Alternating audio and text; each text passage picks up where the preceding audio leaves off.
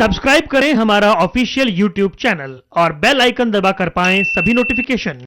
नमस्कार, MHN prime पर आप सभी का स्वागत है। मैं हूं आपके साथ खुशबू शर्मा लेकर खास प्रोग्राम। जी हां दोस्तों, आज का ये प्रोग्राम बेहद खास है। या तो दीवाना हंसे या तू जिसे तौफीक दे, वरना इस दुनिया में आकर मुस्कुराता कौन है। आज हम आपकी मुलाकात एक ऐसी शख्सियत से करा रहे हैं जो हिंदुस्तान ही नहीं बल्कि पूरी दुनिया के चहेते हैं। वो ऐसे कॉमेडियन हैं जो लोगों के दिलों के करीब हैं, जिनके नाम से कई शोज आए, जिन्होंने फिल्मों में काम किया, बिग बॉस में भी वो नजर आए। इसके साथ साथ कॉमेडी सर्कस से जिन्होंने अपनी पहचान बनाई, जो कपिल शर्मा शो में भी दिखाई दिए, जिन्होंने अपनी परफॉर्मेंस, अपने अंदाज से लोगों को अपना फैन बना लिया। इसके अलावा आपको एक खास बात यह भी बता दें कि सीबीएसई की कक्षा 9 में उनके नाम का एक चैप्टर भी है, और सबसे अहम, वो यूपी गवर्नमेंट में फिल्म डिवीजन के चेयरमैन भी हैं। इसके अलावा पीएम मोदी ने उनको अपने साथ स्वच्छ भारत अभियान में भी जोड़ा हुआ है। तो चलिए स्वागत करते हैं मशहूर कलाकार गजोधर, अरे माफ कीजिए, राजू श्रीवास्तव का। राजू श्रीवास्तव जी, एमएचएन प्राइम पे आपका बहुत बहुत स्वागत है। नमस्कार। जी जी, धन्यवाद, नमस्कार। कैसे हैं आप? मैं बस वैसे ही हूँ, पहले की तरह अच्छा हूँ। यानी बिल्कुल मस्त है, हमेशा की तरह। हमेशा की तरह मस्त हूँ, नो प्रॉब्लम। और घर पे हूँ। हाँ बिल्कुल। हमेशा शिकायत रहती थी कि टाइम नहीं मिलता, बच्चों के साथ बैठ नहीं पाते, घर में टाइम नहीं दे पाते। अब वो मौका मिला है तो घर पे रहना चाहिए, है ना। उसमें भी लोगों को तकलीफ हो रही है। अरे कितनी मुश्किल से इंसान घर खरीदता है, घर बनाता है, एक एक ईंट जोड़ के इतनी जमा पूंजी लगाता है। अब उसी में सरकार कह रही रहो, जिसमें इतना खर्चा करके घर बनाया उसमें रहो। बिल्कुल सही बात है। क्या प्रॉब्लम है, रहो। बिल्कुल। बिल्कुल राजू जी, आपकी यही खासियत है, आप तो बातों के महारथी हैं। पूरी लॉकडाउन के समय में पूरी दुनिया रोती हुई नजर आई, एक इकलौते इंसान आप नजर आए जो हमेशा खुश ही रहते हैं, और इस माहौल में भी आप बेहद खुश हैं। नहीं, मेरी कोशिश यही रही कि इस टेंशन वाले माहौल में डरा के क्या फायदा, है ना। तो बाकी कोरोना की न्यूज आती है, इतने पेशेंट गए, इतने आए, वो वहां पर हमला हुआ, तो सब लोग खौफजदा होते जा रहे हैं, डरते जा रहे हैं। तो मैंने प्रण किया कि मैं ऐसे में रिलीफ देता रहूंगा, हंसाता रहूंगा, और सबसे कहूंगा, दोस्तों घर से बाहर न निकलो, वाह, घर में रह कर ही आगे बढ़ेंगे। क्या बात है। हार जाएगा हमसे कोरोना, हम अगर इससे मिल के लड़ेंगे। क्या बात है, क्या बात है, वाह वाह वाह। लेकिन कुछ लोग हैं खुशबू जी, जो समझ नहीं रहे, लॉकडाउन तोड़ के बाहर आते। कल हमारे इधर मुंबई में एक बेवड़ा घर के बाहर आ गया, मिल गई होगी कहीं से, बाहर आके कह रहा है, अरे वाह पोल्यूशन फ्री, अरे हवा कितनी स्वच्छ है, अरे यहीं से गेट ऑफ इंडिया दिख रहा है, इंडिया गेट दिख रहा है, अरे कुतुब मीनार दिख रहा है। तो किसी ने कहे घर के अंदर जा, नहीं तेरे को यमराज भी दिखेगा। कमाल राजू जी, आप वाकई बेहद कमाल हैं। मैं तो फिर भी स्टूडियो में बैठकर इतना हंस रही हूँ, लेकिन हमारे दर्शक जो घर बैठकर आपको सुन रहे हैं, वाकई उनको थोड़े टाइम के लिए कम से कम कोरोना वाले यमराज से तो मुक्ति मिल ही जाएगी। मुक्ति मिलेगी। नहीं बिल्कुल, ये बहुत अच्छी बात है। अच्छा राजू जी देखिए, ये बहुत कमाल है, दूसरों को हंसाना बहुत मुश्किल काम है, ये एक तरह की इबादत है ईश्वर की, दूसरों को हंसाना। आप ये काम इतने सहज भाव से कर लेते हैं, कैसे कर पाते हैं आप ये? मुझे लगता है कॉमेडियन वही बन सकता है जिसने जिंदगी को बहुत करीब से देखा हो जी, थोड़ा संघर्ष देखा हो जिंदगी में, थोड़ा जूझा हो या गरीबी देखी हो, तो उन प्रॉब्लम्स को वो कन्वर्ट करके उन गम को अपने अंदर दाब के बाहर हंसी में कन्वर्ट कर सकता है। इसमें आपने एक लाइन सुनी बड़ी मशहूर जी, तुम इतना जो मुस्कुरा रहे हो, क्या गम है जिसको छुपा रहे हो, है ना। बिल्कुल बिल्कुल। कोई बड़े घर का लड़का कॉमेडियन नहीं बन सकता।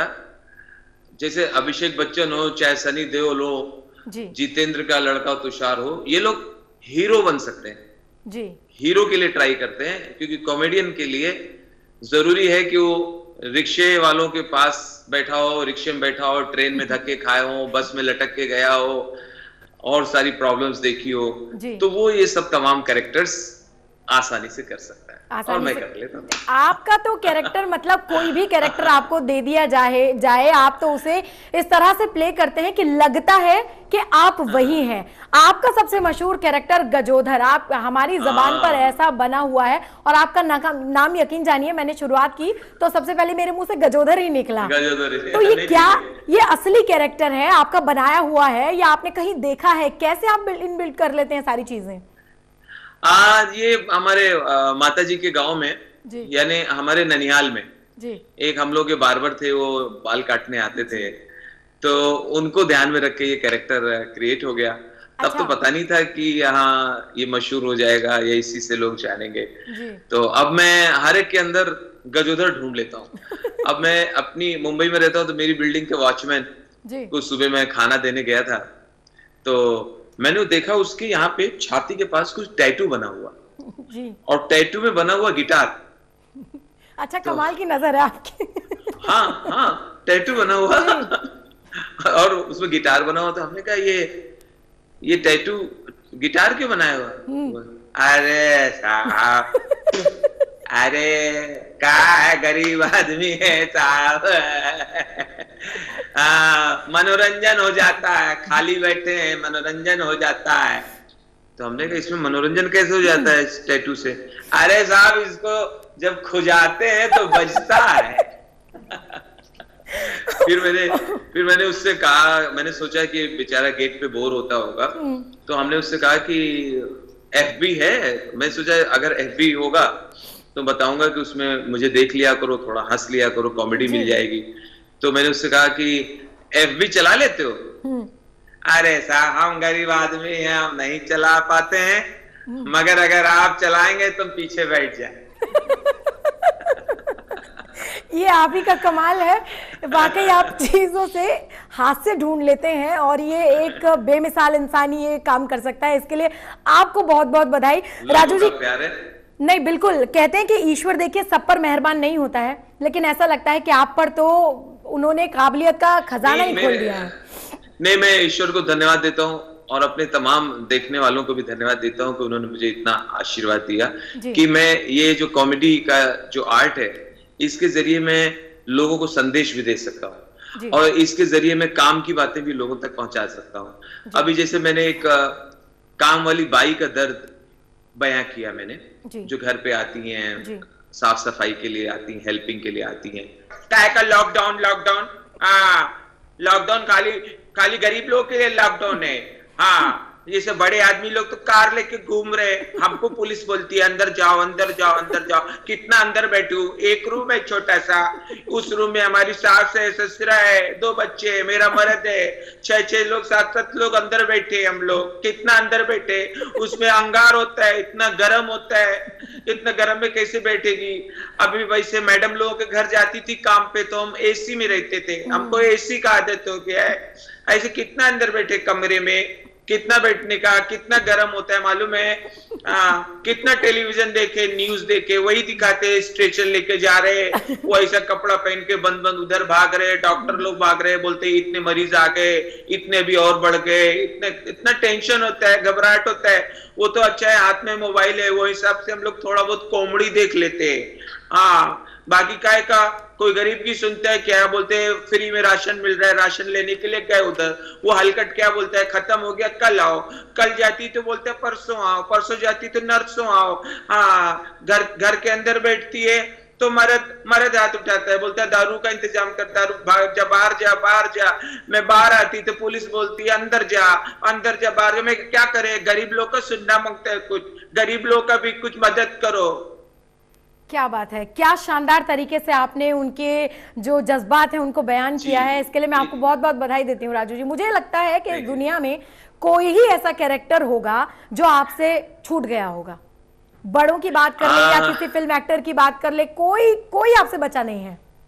नहीं, कोशिश करते हैं कि ज्यादा से ज्यादा नया लोगों तक दें और नई बातें हंसाएं, क्योंकि आप गाना हो, गजल हो, उसको तो बार बार सुन लेते हैं। मूवी भी अगर आपकी कोई फेवरेट है तो लोग बार बार देख लेते हैं, लेकिन जोक्स हमेशा लोग चाहते हैं नया हो, है ना। क्योंकि अगर उसका क्लाइमेक्स पता होगा तो फिर वो एंजॉय नहीं करते। नहीं, लेकिन अभी जैसे राजू जी आप सोशल डिस्टेंसिंग की जो आजकल बात चल रही है, सारे डॉक्टर्स भी कह रहे हैं, हमारे प्रधानमंत्री जी भी कह रहे हैं कि सब लोगों को अपना ध्यान रखना होगा, घर के अंदर रहना होगा। लेकिन मुझे लगता है सोशल डिस्टेंसिंग, ये मास्क वगैरह, ये सब हमें 40 साल पहले गब्बर सिंह सिखा के गए, किसी ने ध्यान नहीं दिया इस बात को। गब्बर सिंह से हमें सीखना चाहिए।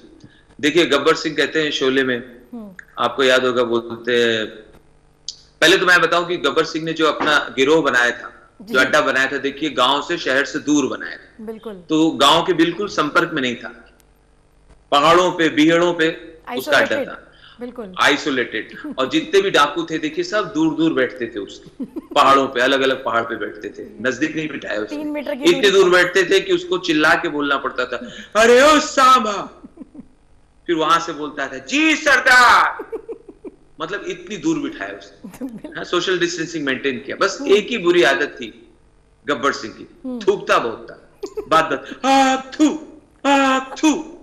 थूकने की वजह से उसकी गिरफ्तारी हुई है शोले में। ये सीन दिखाया नहीं, फिल्म में काट दिया जी। वो उसने पुलिस से कहा भी, भाई मैं जो थूक रहा हूं इसमें खैनी है और खैनी में जहर है, केमिकल है, तो इससे वायरस नहीं फैलेगा, मुझे थूकने दो। तो शोले का ही देखिए दूसरा सीन, जहां पर गब्बर सिंह कहता है, कितने आदमी थे, हाँ कितने आदमी थे। उस समय देखिए तीनों डाकू दूर दूर अपने अपने घोड़े में हैं, और ये गब्बर सिंह वहां से 8-10 मीटर दूर से पूछ रहा है।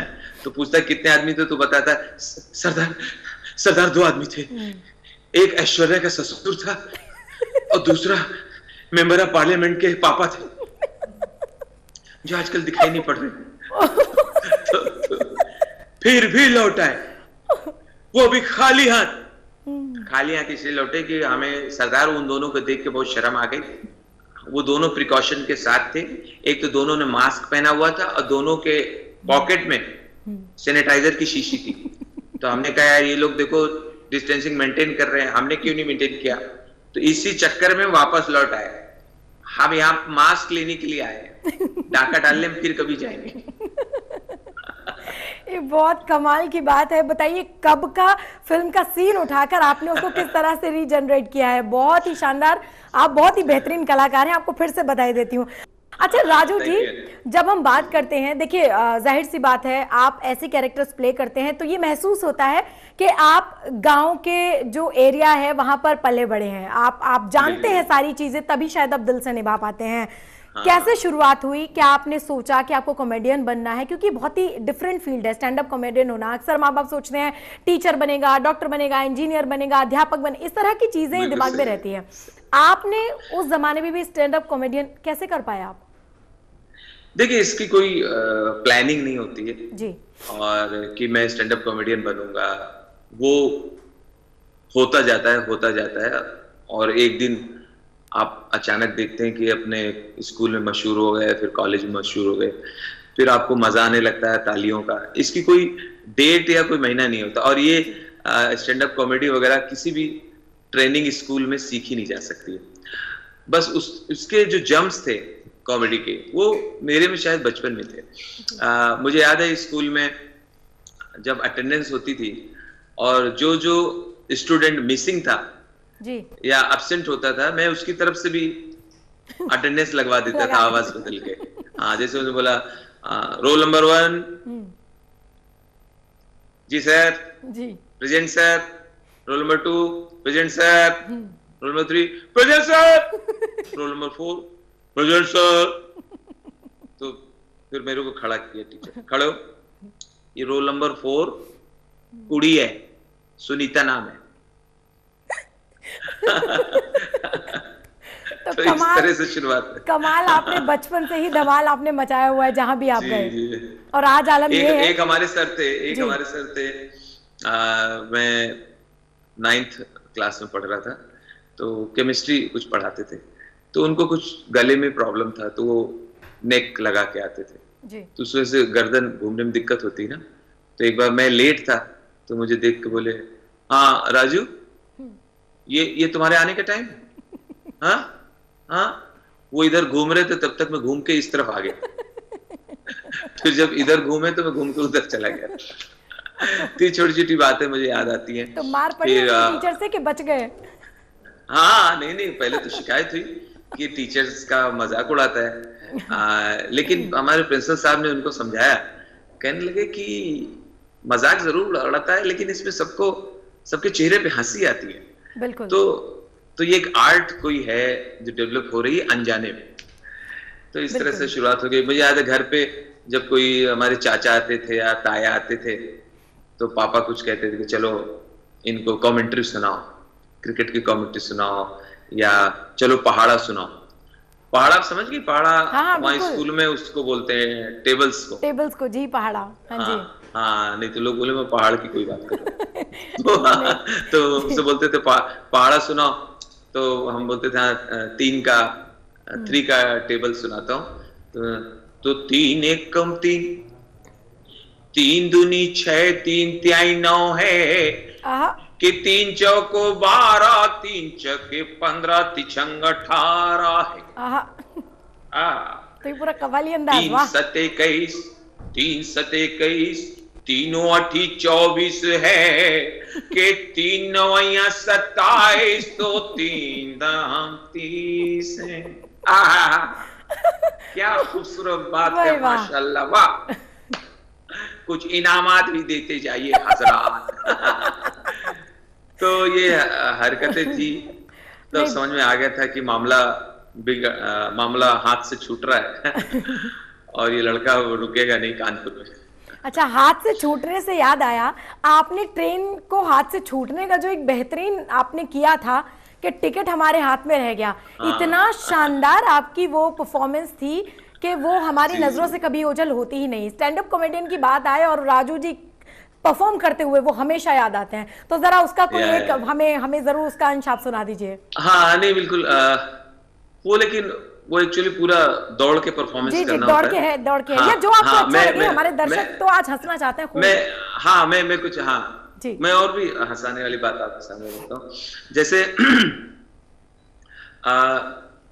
ट्रेन का ही बताता हूँ जी।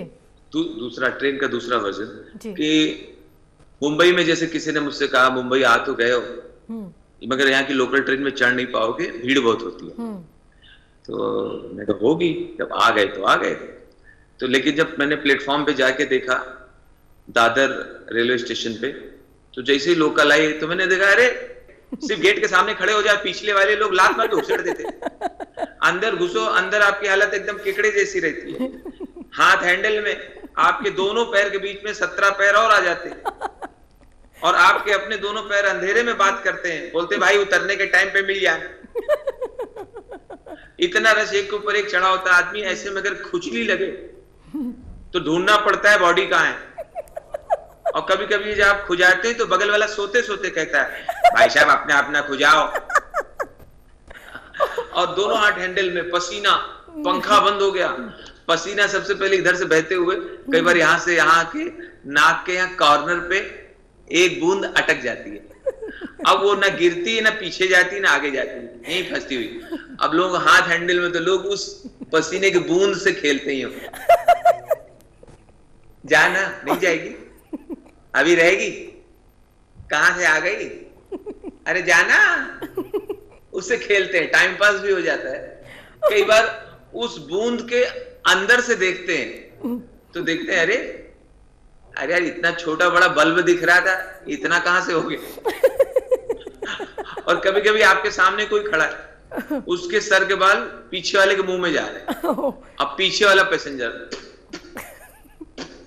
हेलो, अरे भाई साहब हेलो, अरे अब आपके बाल मुंह में आ रहे हैं। वो क्या कह रहे हैं, हाँ तो मुंह बंद रखो ना। और दिल्ली स्टेशन पे एक चीज मैंने नोट की है कि आप ट्रेन से उतर रहे हैं, लॉन्ग रूट ट्रेन से उतर रहे हैं जी। और आपको टैक्सी चाहिए नहीं चाहिए, वो प्लेटफॉर्म तक आ जाते हैं टैक्सी वाले जी। और वो पूछते नहीं है कि आपको जाना है कि नहीं जाना, सीधा हाथ से टैक्सी लेके जी सामान उठा कहते हैं आइए बाबूजी। अब आदमी हमें पीछे जाए, हेलो भाई साहब हेलो, ओ बाजी, अरे हमें टैक्सी नहीं चाहिए भाई, हमारी अपनी गाड़ी आई है। अरे आइए, मालूम है बाबूजी, पार्किंग तक तो ले चले, 10 रुपए दे देना। बिल्कुल, आप ये इतने बेमिसाल हैं कि आप सिर्फ शब्दों का इस्तेमाल कर रहे हैं और हमें बता रहे हैं, लेकिन यकीन जानिए मैं दावे के साथ कह सकती हूँ, जो इस प्रोग्राम को एक एक दर्शक देख रहा है वो इमेजिन कर रहा है, वो स्टेशन पर पहुंच गया है, वो ट्रेन के अंदर है, वो नाक पर पसीने की बूंद भी फील कर रहा है। इतना बेमिसाल परफॉर्मेंस आपका है। अच्छा, एक चीज और राजू जी, आप एक और चीज करते हैं, वो सिर्फ आपके फेस एक्सप्रेशन, मुझे लगता है आपके अलावा कोई और इस दुनिया में कर ही नहीं सकता।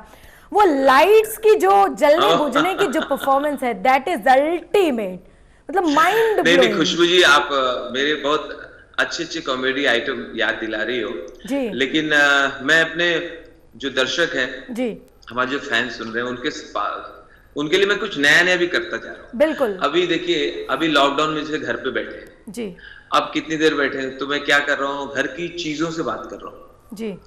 आज मैं जिस सोफे बैठा था, वो सोफा कह रहा था, ओ ताऊ, तो क्या बात होगी, बहुत दिन से बैठे रहता है, कोई गलत हो गया क्या तेरे साथ? और बीच में जो उठ जाया कर, हम भी तो सांस ले लें, इतना बड़ा गड्ढा हो गया है, उसमें हाथ डाल के देख, तेरे को कबूतर मिलेंगे। फिर मैंने अपने फ्रिज से बात की जी। फ्रिज जैसे खोला, हमने कहा यार लॉकडाउन हो कुछ भी हो, तुम्हारे मजे हैं, अंदर ठंडा माहौल, दूध रखा है, आइसक्रीम रखी है, जाम रखा है, ठंडा है, एंजॉय करते हो ठंडी में, दुनिया जाए भाड़ में, ऐश है तुम्हारे। तो फ्रिज क्या बोला, हाँ वो तो ठीक है, मगर ज्यादातर तुम सामने से आते हो, कभी पीछे भी आओ, कितनी आग उगल रहा हूं मैं। कितनी आज मैंने अपने नल को देखा बाथरूम में। अच्छा। टैप को देखा, टैप के ऊपर शावर लगा हुआ है जी। मुझे लगा कि वो दोनों आपस में बात कर रहे हैं कोरोना को लेके। कैसे सोच तो एक हाँ, अब नल का चेहरा ऐसा मासूम जैसा,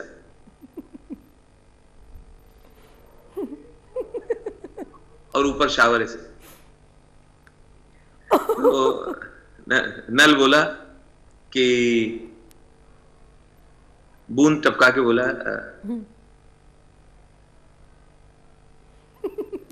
3 तारीख तक लॉकडाउन खुल जाएगा। तो वो क्या बोला ऊपर से जी, शावर पानी गिरा के, अभी बहुत दिन लगेंगे। बहुत दिन इतनी जल्दी खुलने वाला नहीं है। तो चलिए, ये सभी को पता है, आपको घर में देख के अब शावर को, फ्रिज को, पंखे को, सबको पता चल गया जल्दी से खुलने वाला नहीं है। हाँ, शावर यूं करके बता रहा। अच्छा राजू जी, एक बात बताइए, आप तो हमेशा देश विदेशों की यात्रा करते रहते हैं, अपने शोज के लिए आप जाते रहते हैं, इतने दिनों बाद आप खुद भी एक्सेप्ट कर रहे हैं कि घर पर रहना इतने दिनों बाद पॉसिबल हो पाया है। जी जी, तो बिल्कुल, ये तो देखिए, हर चीज में पॉजिटिव चीज ढूंढना चाहिए, हर बुराई के अंदर ये देखना चाहिए इसमें अच्छाई क्या है। तो उस अच्छाई बताने के लिए मैंने एक पंडित जी को बुलाया है। ये पंडित जी हमारे गांव से आए। पंडित जी बताइए, इस लॉकडाउन में क्या अच्छा हुआ है? जजमान, सबसे पहले समीप आ जाएं, सब लोग प्रसन्न रहें।